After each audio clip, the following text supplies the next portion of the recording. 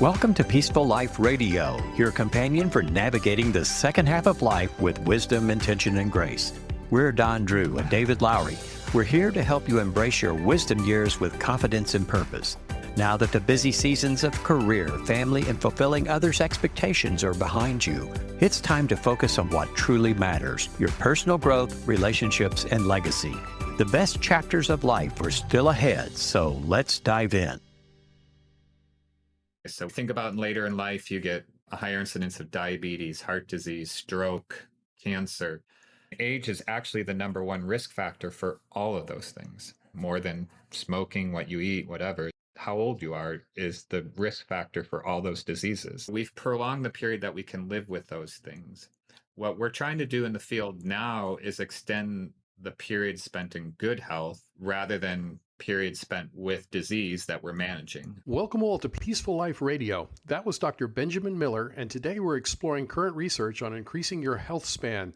I'm Don Drew, and my co-host David Lowry is taking the week off to enjoy sunny Florida, so let's jump right in. Dr. Benjamin Miller received his PhD in integrative biology from the University of California, Berkeley, and is currently the G.T. Blankenship Chair in Aging Research and Program Chair of the Aging and Metabolism Research Program at the Oklahoma Medical Research Foundation. Dr. Miller's dedication to research allows us to get a better understanding of the changes that occur in our bodies as we age, particularly the role that protein plays in these changes. By advancing our understanding of aging, he is contributing to the broader goal of improving our health span, the period of life spent in good health. Through his research, Dr. Miller is helping to pave the way for a future where we can all enjoy prolonged periods of vitality and well-being. Dr. Miller, welcome to Peaceful Life Radio. Thank you for having me. Dr. Miller, can you give us some ideas about what got you interested in aging in the first place? I mean, we all have to face it at some point in our lives if we live long enough, but why did you pick that as an area to investigate? Good question. My research originally started in muscle, specifically how to make muscle grow.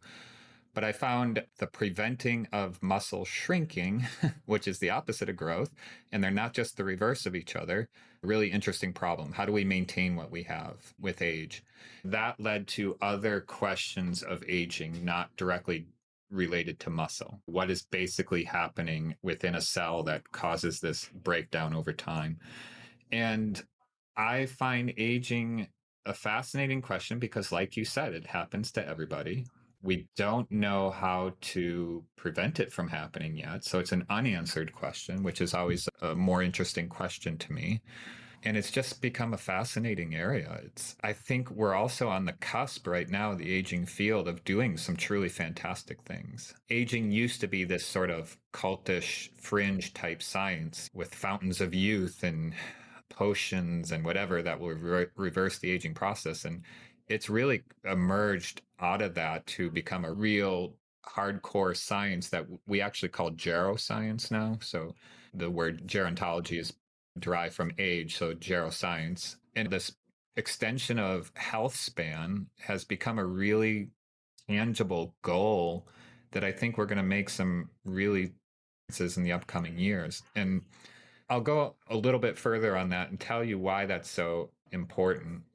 So you've probably noticed that as people get older, the number of people with diabetes, cancer, Alzheimer's, heart disease, and so on, all the things that kill us, those things accumulate with age. And age is actually the number one risk factor for all of those things. By far, more than smoking, what you eat, whatever, it's how old you are is the risk factor for all those diseases, the most important risk factor. So if we could slow that aging process, we're simultaneously slowing the onset of all of those diseases. So that's why I think studying aging is super important and a super interesting question, is to be able to not just whack-a-mole and treat one condition at a time, but to simultaneously prevent the onset or treat all of those diseases at the same time. Dr. Miller, I've been reading about your work, and it involves mitochondria in cells, various proteins, and a better understanding of how central they are to the aging process. Can you provide an overview of the biological fundamentals of your work? Sure. So we have two main areas in the lab. One is just the basic biology of aging. What fundamentally causes us to age and deteriorate with age.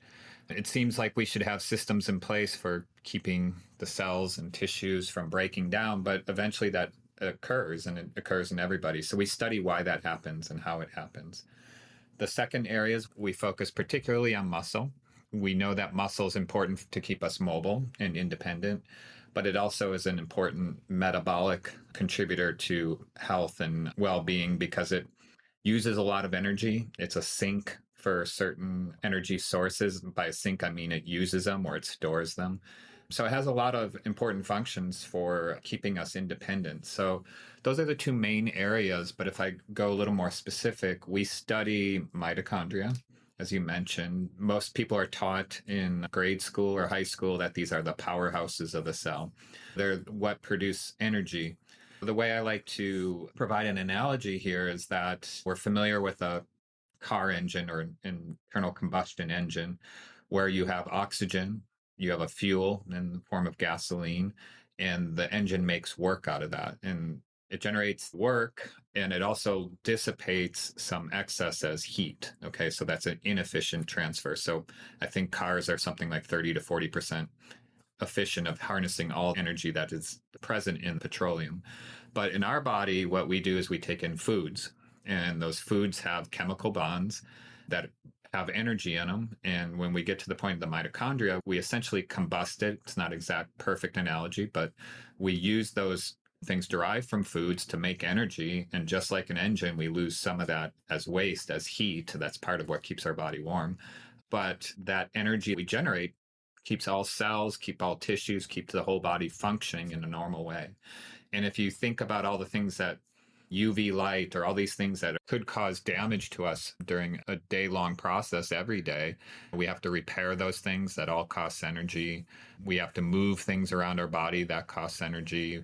And we don't have a infinite amount of energy, so we have to make decisions on where to use that energy and where not to use that energy. And we sort of study all of that to find out why there's a failure in the ability to repair over time that might come from a lack of having enough energy. Very good. So most of us have probably heard that Americans possess a life expectancy of around 78 years at birth, and your research aims to increase what you term the health span. Will your research allow me to live long?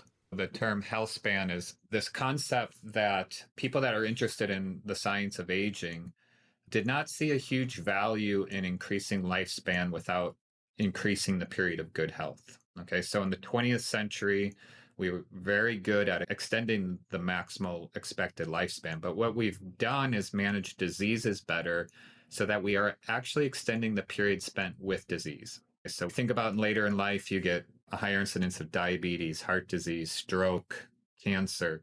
We've prolonged the period that we can live with those things. What we're trying to do in the field now is extend the period spent in good health rather than period spent with disease that we're managing. So that term for that is health span. I would say that we've made significant progress in that area, but what you may note is that there's not a drug out there for health span yet. And that's something the field is working towards.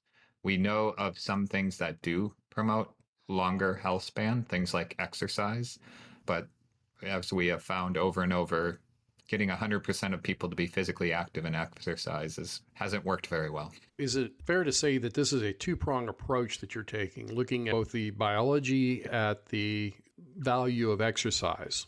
Yeah. In the case of exercise, it's something that we know works, and we don't completely understand how it works or why it works. So we study how it works, but we also use exercise as a benchmark for other sort of therapeutics and drugs and stuff that we're trying to develop to increase health span. My catchphrase for this is that all the drugs that we're working with are trying to be as good as exercise. We know exercise works, but we don't exactly know how. So we can't just turn that into a pill. Anybody that tells you that they have exercise in a pill, that's false advertising. It's not possible yet.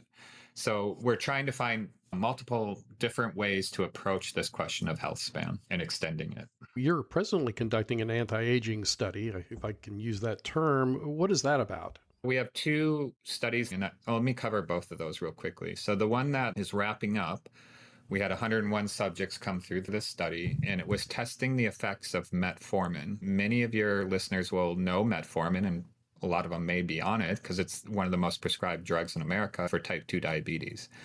So there was some evidence that metformin might actually trigger processes in the cells globally throughout your body that may slow that aging process. Okay, so there was some evidence for that. We had evidence that it might work for some people and it might not work for others. So that study was about testing what we say the context specificity of metformin. Who's it good for and who's it not good for?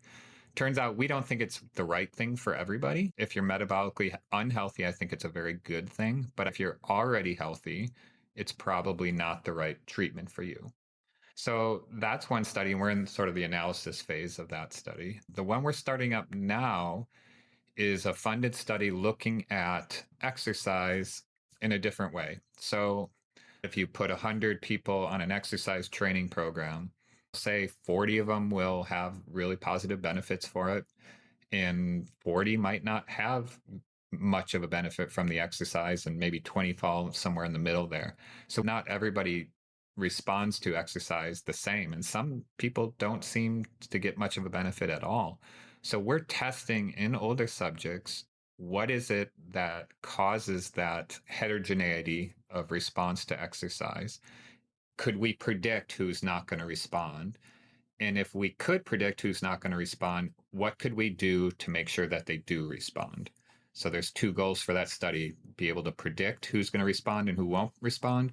And the second goal is for those that don't respond, how can we make it or tailor things so that they do respond? And this is a very simplistic version of that study. I mean, we're getting into the cellular pathways, molecular pathways, and so on, but that's the general idea. Okay, help us understand a little better this link between exercise and improvement at the molecular level. Yeah, so a simple analogy here would be if you had a house that you did regular maintenance on, kept it up, painted it every couple of years, replaced gutters, do things as you go, that house 20 years from now is going to look largely like it did when you built the house. If you ignore the house and don't put any maintenance into it, then it falls apart over time. And that's the same thing in our bodies. When you do things like exercise, you trigger pathways in cells that rebuild and break down proteins. Proteins just accumulate damage over time, just like something exposed to the elements is going to accumulate damage over time. One of the main things in cells, when we talk about mitochondria, are these things called reactive oxygen species. They're a natural byproduct, or free radicals, some people know them as, that can cause damage, and they're just a natural byproduct of our mitochondria working. But by doing things like exercise, we can trigger those repair processes that keep the cells looking young. It triggers the cellular pathways that are like regular maintenance to a house. And that's a very simplified version of these biochemical pathways. So you're recruiting people now for this study, correct? We are. So this is a 2-site study funded by the National Institutes on Aging, which is in the National Institutes of Health, NIH. We have 2 sites, one here and one at a research institute in Florida. We are seeking to recruit 70 people here at OMRF, and these people undergo 16 weeks of supervised exercise training. So it's like having a personal trainer, because we have controlled exercise programs that people will go through. And then at the end of that 16 weeks, if we find that people fall into this category of that they respond to exercise or they don't respond to exercise, we'll determine what happens then for a second phase of the study. If they don't respond, then we do some things that hopefully will make them respond. The participants have to meet certain qualifications, correct? Yeah, we're looking for people over 60, and we're looking for people that don't have major health conditions currently ongoing. There's some people that may have treated a health condition in the past and would still qualify. There are certain drugs that we exclude, such as metformin, the one I mentioned before. And we watch out for things like dosing of statins. Some people on statins will qualify, some will not. If we didn't allow anybody in with statins, then we might not have anybody in our study. So we have to be practical, but also screen out some things that could cause major differences by themselves. So if somebody's on metformin, then they would not qualify.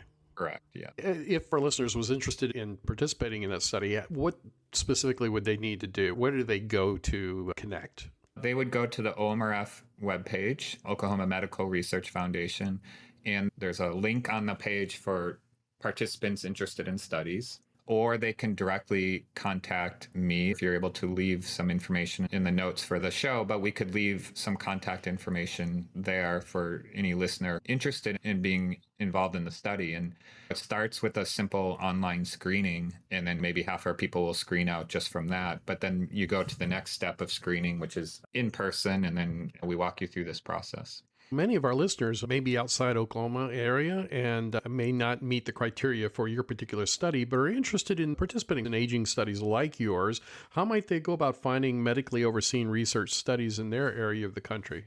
So there's a central database called clinicaltrials.gov. That's clinicaltrials, one word, .gov.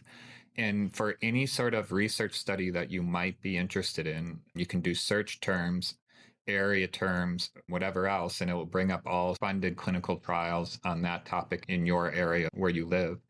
For example, my father had pancreatic cancer or has pancreatic cancer. So I immediately went to that website to see what ongoing clinical trials there were for treatments for pancreatic cancer. It's a nice resource. It's a resource anybody could use really to look up clinical trials, no matter what medical condition you're looking at. Absolutely. But also, I encourage people to be active and seek out what their local communities have as far as information about my area of interest, aging. There's a lot of aging resource centers within most cities as well. But the research, the actual research, you want to seek out through these clinicaltrials.gov.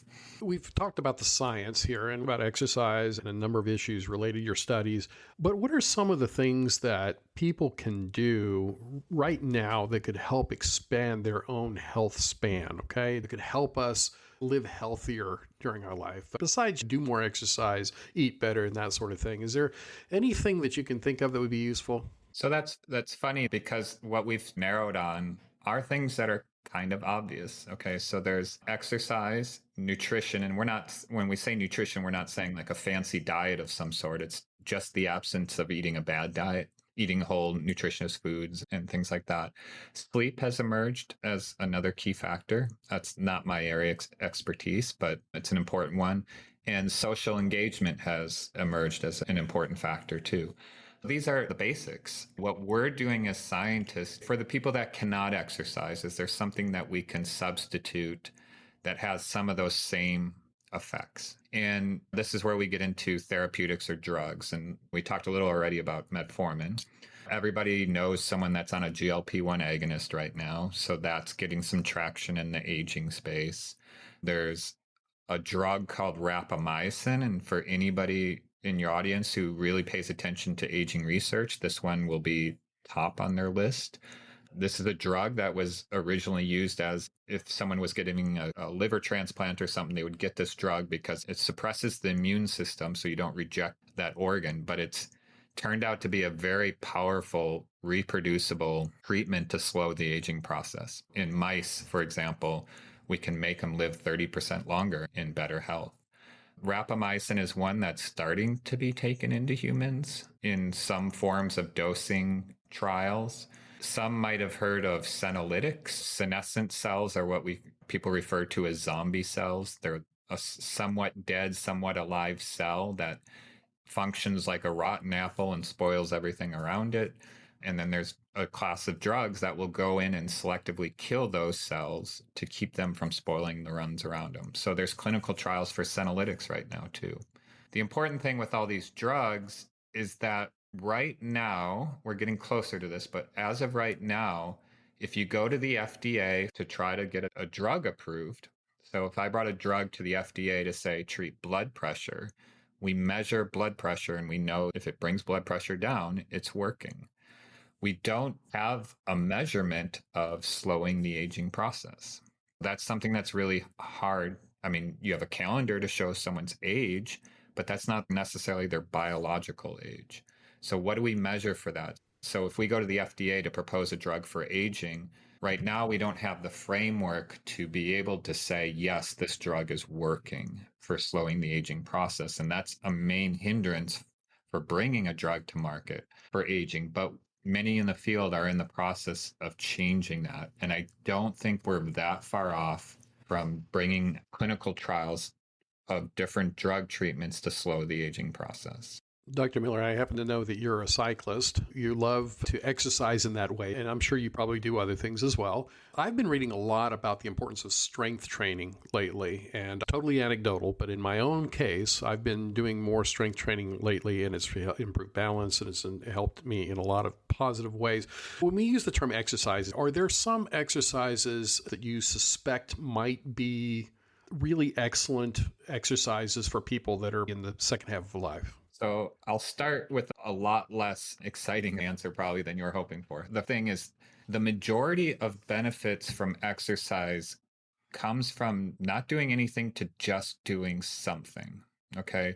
To get people physically active, we don't even have to call it exercise, just physically active can have a lot of the major benefits of so-called exercise. And as you have people that exercise frequently or regularly, adding more exercise on top of that has diminishing benefits. It's just going from doing nothing to doing something.